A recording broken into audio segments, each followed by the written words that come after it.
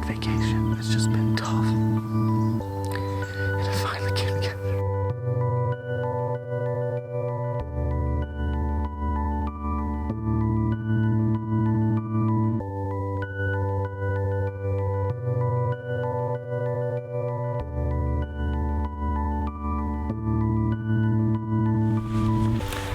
All right, welcome to another episode of Wired to Hunt. And this week we've got a great story for you, and one that really has meant more to me than a lot of hunts in the past. And it's a story that is different than a lot of our past episodes because it's not just a look at our past week of hunts, but instead this is a story that's been 3 years in the making.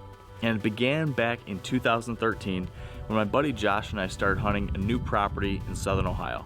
And right off the bat, we started getting trail camera pictures and having encounters with a really nice 3.5-year-old that at that time we decided to call Glenn. All right, we're gonna do a quick interview here. It's Monday, November 4th. It's our third day of our Ohio trip, and I've had a nice shooter 7.8. He'd be a Studley 8, but he broke his G3 on his left side. He's been all over me this morning out in the bean field, and I just watched him chase a doe through the horse pen.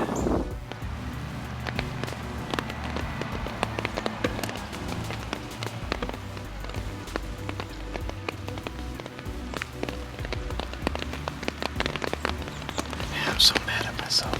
So mad at myself.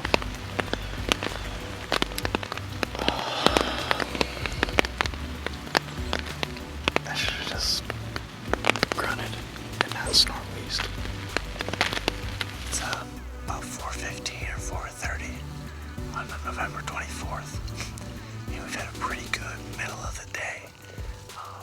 At about 11 o'clock, a buck we call Glenn came cruising along the edge of this bean field that I can see.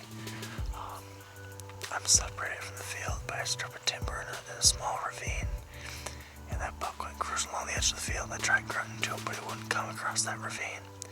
And he cruised down his bedding area to the north of me.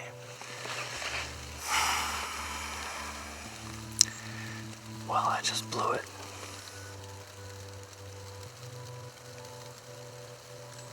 I can't even really believe that just happened. I just got shot at a great big buck. And I missed. Twice. Came in, he looked like he was 100 yards away. Pulled the camera out, got the gun ready, fired. He just stopped and looked around, didn't look like I got a good hit on him.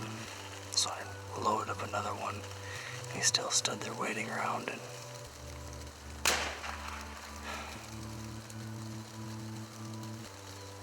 put the crosshairs right in his shoulder. But nothing. I went up there right away because it was snowing so much to see if I could find any blood. No blood at all.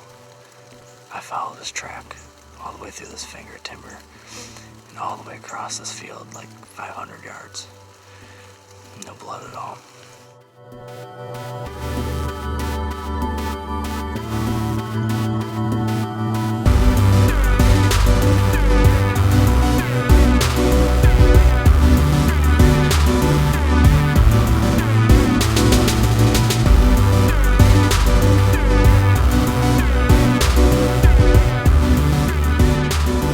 So when 2015 did arrive, I checked those trail cameras in the summer and saw that yes, in fact, Glenn was back.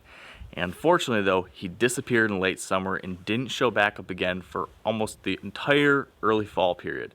But this time, he showed up with a vengeance, and he hit this camera location, I think 8 different times over the course of 7 days.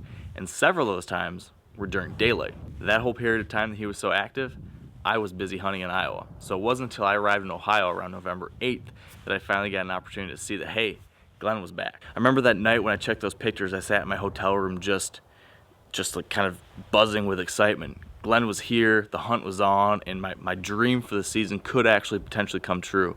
So I remember going into the stand that next morning, just chomping on the bit and really believing that this could happen. Well, it's the evening of November 7th, and I'm not in Iowa anymore. I decided after last night's hunt to pack it up, head to Ohio. Needed a change of scenery. I just had so many issues with hunting pressure and guys coming in and out all the time.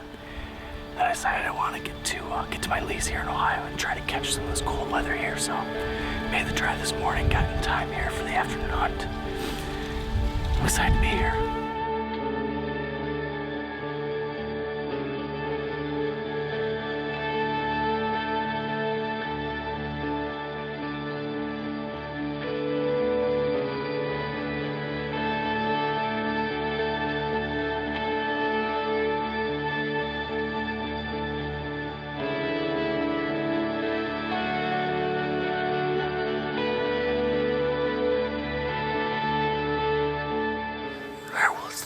November 10th, and not much new to say. Kind of same old deer. Been sitting here for a couple hours already. Haven't seen a deer. He's just been really slow. This is day number 4 here in Ohio, and there's hardly anything moving at all.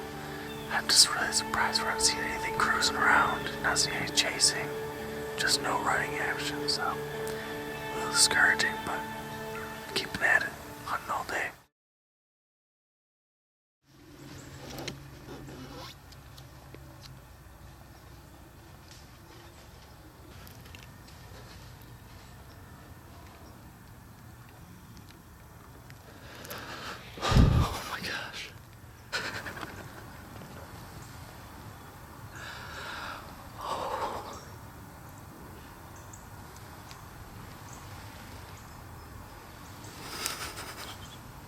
I just filled my Ohio tag. Oh, yes. Big buck down. Oh my gosh.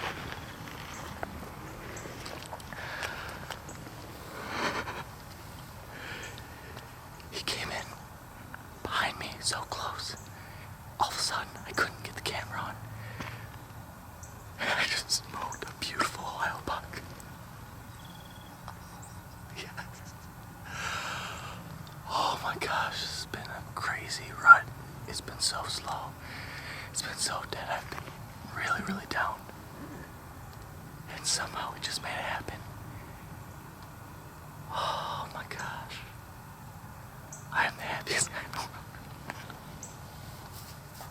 Oh, I was just texting my wife today that I didn't think it was going to happen this year for the rut. It's just been dead as a doorknob. And I just had a miracle.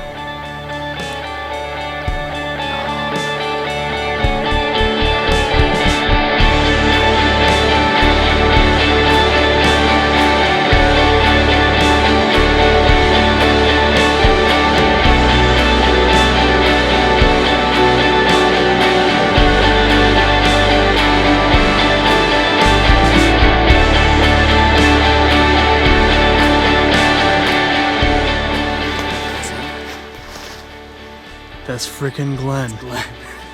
Are you kidding me, you lying son of a... Oh my god.